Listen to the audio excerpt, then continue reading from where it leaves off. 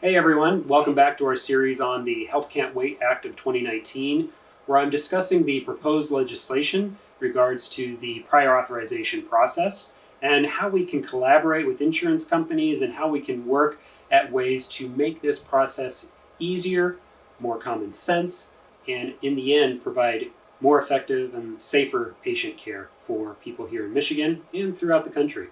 Today I'd like to talk about reforming the prior authorization process and the specific issue of transparency and fairness.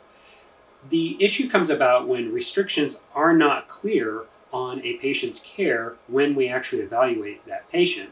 So if you can imagine, I'm in a room evaluating a patient, coming up with the treatment plan, coming up with options that I'd like to either order a diagnostic study, perform a procedure, prescribe a medication, and it's hard for me to know what exactly I'm going to be able to do because the exact authorization requirements are not in front of me at the time of that patient's visit.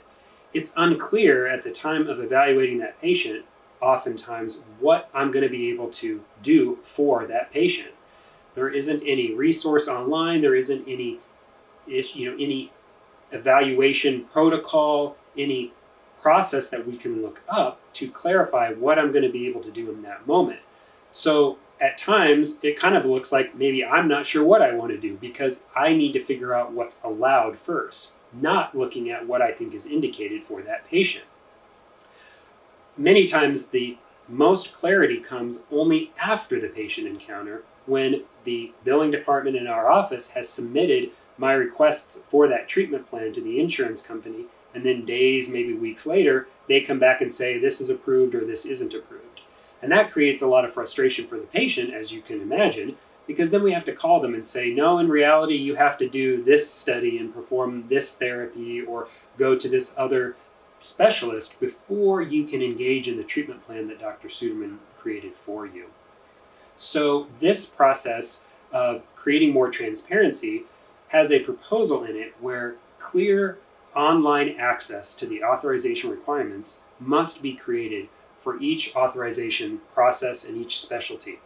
So that means that in the end, we need to be able to have a resource that we can look at prior to that patient encounter to know what is going to be authorized and approved. Another proposal is that there must be 60 days notice prior to any new authorization requirements being enacted. So we need to be given a good heads up, a notification with plenty of lead time to know that we may not be able to offer the same treatments as we had in the past.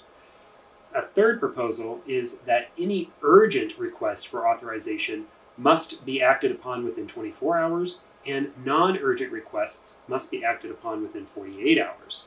Again, this just makes sense. If we have something that we feel is indicated, the patient, of course, believes it's urgent, that they need to have a treatment or a medication or some kind of therapy provided because they took the time to come to the doctor's office and to be evaluated.